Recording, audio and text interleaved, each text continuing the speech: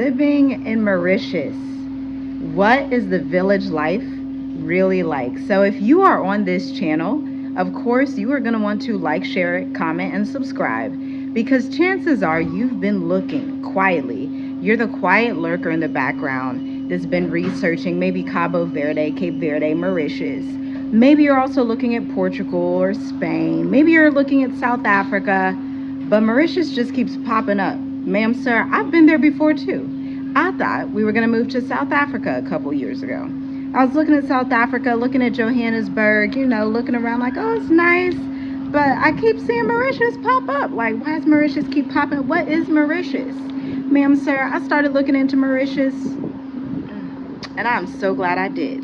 So I'm here to give you the scoop that we did not have before we left East Africa to come to Mauritius, Africa.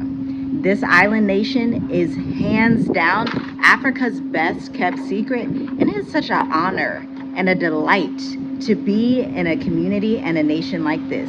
You're gonna find out which of the 5 villages that I'm going to reveal in this video may be ideal for you, your family, whoever's coming with you, because life out here, it's too easy, it's too simple, it's too beautiful.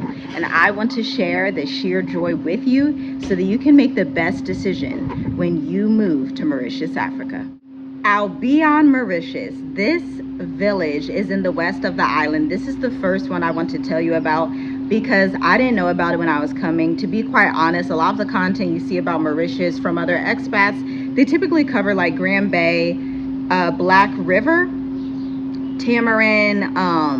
I hear a lot about Flick and Flack, but in my humble opinion, those are not the best villages, the best places to be. I've compiled a list of my personal favorites because I've spent good amounts of time in all of these. I've looked for houses in these places, I've lived in these places, and these are my top 5. But let me give you context. I'm a mother of multiple children. I'm a wife. I'm an entrepreneur. Here are the things that I like. I like peace and quiet. I like cleanliness. I like stability. I like great infrastructure because I work from home. So our business needs that good infrastructure. But then I like it to also be walkable. I can walk to my favorite mall. I can walk to my favorite stores. But then I also want to be in proximity to other expats, to other people internationally. And so that's what I get out of a lot of these places, except New Grove, which we're going to get to later. But number 1 is Albion, and it is in the west of the island. The west of the island is immaculate, so beautiful. The airport in Mauritius is in like the southeast or like the southeast. And so you're going to see the beautiful city of Myburg, okay? Mahebourg. And it's a wonderful place. We went boating out there, fantastic. The children absolutely loved it. But when we saw the west side, particularly the small, tiny village of Albion, we looked at property out there. Oh my gosh. You could walk to the beach, so the property didn't have a pool. Since you could walk to the beach, it was like, okay, well, you kind of got your little beach going right there. We saw a 4-bedroom house over there. A very kind French lady showed us the house.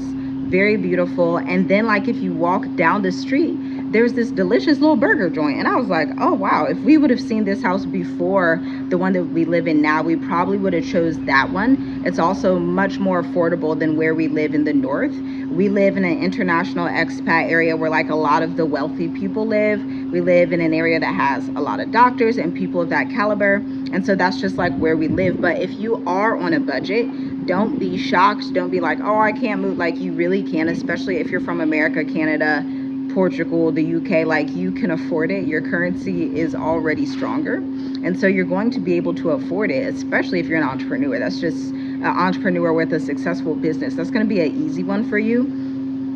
But the West is family centered. It's quiet. It's coastal. There are few expats. That's what I liked about that area. It kind of felt like you're just off the grid, like you're just off somewhere. You're just living your best life on your premium visa with your digital nomad residence. You're just living your life. That's what it feels like over there, okay? Now let's go to the next one, which is Mocha, Mauritius. And we almost moved to Mocha. I'm going to go into a short story about that because it's quite interesting. Mocha was like the first city that came up when we were looking at Mauritius, probably because they have a lot of tech headquarters, finance headquarters, international companies out there, very much corporate, startup business life. A lot of people who would work from the city, whether they're expats or actual Mauritians, they would work in that area in Mocha, and it's up in the mountains. So I live in the north, but to get to Mocha, I have to go up and down into the mountains, if that makes sense. I know that sounds so crazy, but I live in the north. To get to the central area, which is south of me,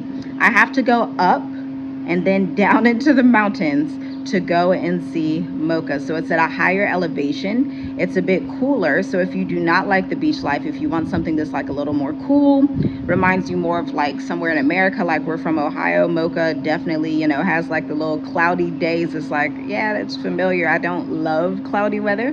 That's why I live near beaches. But if that's your thing, you know, Mocha could potentially be for you. Like I said, it has tech headquarters, finance headquarters. That's where you're going to see some of the skyscrapers. The Abine Cyber City is not too far from Mocha. Mocha's a wonderful place. It's so beautiful. And the capability and ability for the real estate firms here to actually show you these houses, let me tell you something. When we were in East Africa, just gazing and daydreaming about our life in Mauritius, getting in contact with real estate firms in Mauritius to help us find a house so that we could land and just come in ease, they actually showed us, like, they went through, did video tours, like live on WhatsApp to show us the housing. This was a house we were looking at in Mocha. We saw a mountain view. It had like a little upstairs area for the children. It was like, oh, this is nice. This is nice. And it was quite affordable. It was 60,000 Mauritian rupees, and that's like $1,200. So that was affordable as a 4-bedroom house. It did not have a pool. The houses in Mocha, Quartier Bornés, near the Central, typically aren't going to have a pool, because again, this is in the mountains. So you have all of these different climates in Mauritius. This is why during this video, I'm literally going into like the different parts of the island, because that's context that you need to have that we didn't have before coming. So that's Mocha in the central, great schools, super green. It gives you mountain village life, okay? And the infrastructure, of course, is fantastic down there as well. Grand Bay. Grand Bay is super popular. Behind Mocha, Mauritius, Grand Bay, Mauritius is somewhere that a lot of expats hear about. Like if you look up Mauritius, you're probably going to see Grand Bay. You're probably going to see the La Croisette Mall, which is one of our absolute favorites. It's so beautiful, so gorgeous. They even have properties over there, like apartments for sale, perfect for Airbnb investment. We had checked that out. Now, the people who are on members only already have access to that content that we did and those tours for like Airbnb investments. That's really good insights. That's something that you do want to be aware of before coming, especially if you're someone that is looking at selling your home, renting your home out, and then acquiring more property while abroad. Mauritius is the ideal place to do it. It's really like one of the only places to do that in Africa, if we're quite honest. But that's not what this video is about. Let's get back to the north side of the island, Grand Bay, which is ideal for expats. People from all over are in Grand Bay. Everybody's here. Mauritians are here.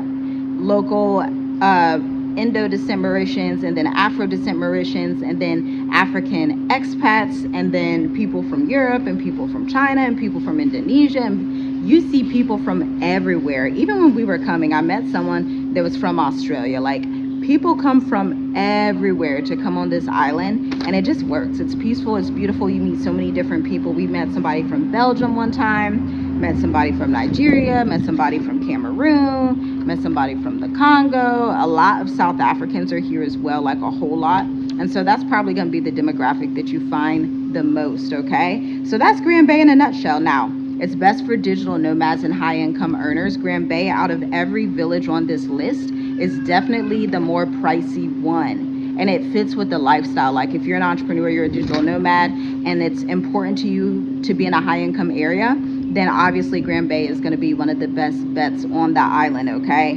So that is Grand Bay in a nutshell. Very beautiful. Obviously the sun is always shining in Grand Bay, lots of malls, lots of things to do. It's the closest you're going to get to like a nightlife. And even that, it's not super crazy, super safe. Now, all of the villages that I'm talking about are all safe. Like, there's not one particular area on the island that's like, oh my gosh, that's don't go to territory. And that's something that's so hard for Westerners to understand, because it's truly an island that's just in the Indian Ocean, right smack dab in the middle of the Indian Ocean, right off the coast of Madagascar. And so it tends to attract very peaceful people, high income earners, people that are serious about their life. And then they have a lot of surveillance everywhere, which obviously offsets crime. Like, nobody's about to break into your home if they know they're going to be on video.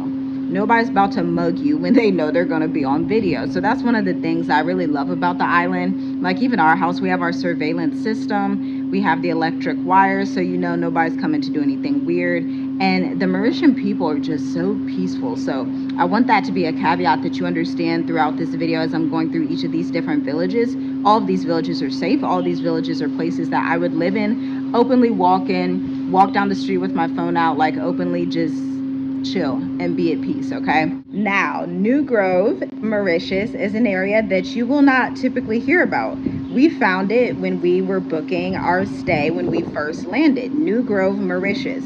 It's a small town. It very much gives you like the Indo-Mauritian vibes. You almost kind of feel like you're maybe like in Little India or something like that. The people are so welcoming. It's super small town, super quiet. You see the mountainside, but then you also see the ocean. Oh my gosh. I hope we can put in some footage right here, because when I would go on that balcony and we saw the mountain and the ocean, it just blew our minds. Very much local. They have like an Intermart down there, which is one of the grocery chains here. Intermart typically has most of the things you would need, but obviously it's not like super you were one of the bigger malls that has like everything, but Intermart's there. You can get the things that you need. Definitely small town vibes, small town feels, definitely more affordable than living in the north. This is the south of the island. So this is not even the center. This is really the south of the island. New Grove is a fantastic place. You're not going to see a lot of properties readily available down there though. They do some building, but it's nothing like the building they do on the north or east or even on the west side of the island. Down in that particular area, it's very just like chill.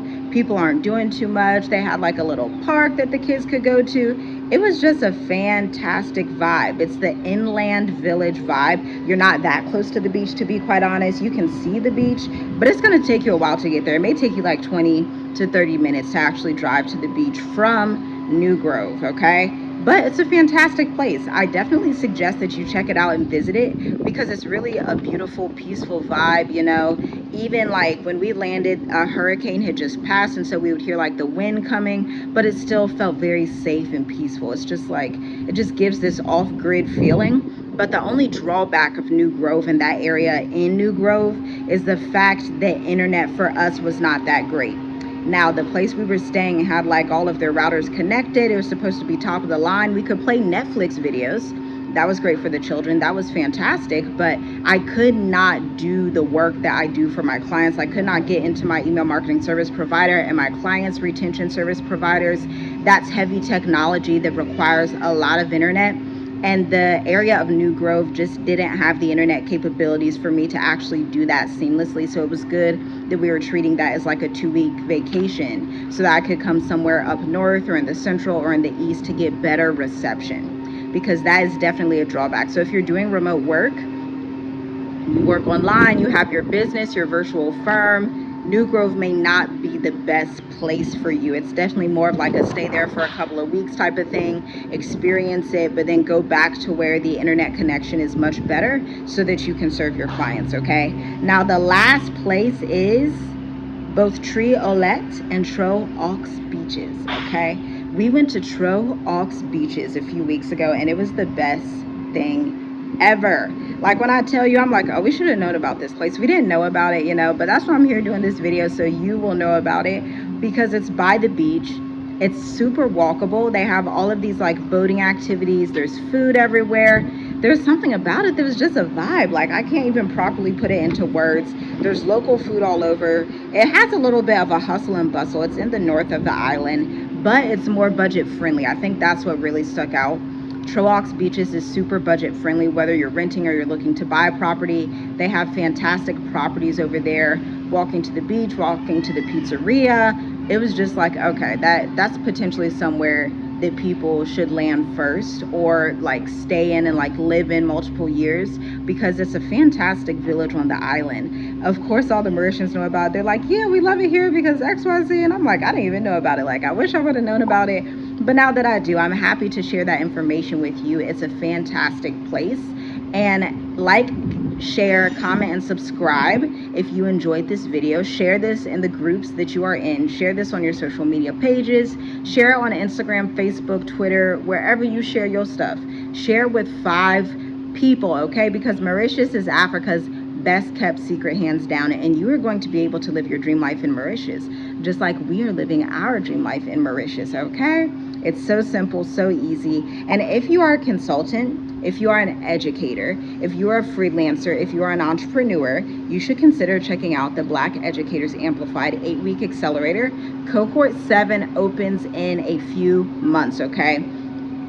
This is the official announcement for Cohort 7. I have not been leaving the enrollment guide down below, but now that we are almost done with Cohort 6, we have a fantastic client in there, functional medicine provider with a focus on dialysis. But now that we are nearing the end of Cohort 6, the doors to Cohort 7 open soon. So in the meantime, I have not put the date out, but in the meantime, check out the enrollment guide. It's a long page, it's a long sales page that answers all of your questions so that you can see if it's the right fit for you right now or not.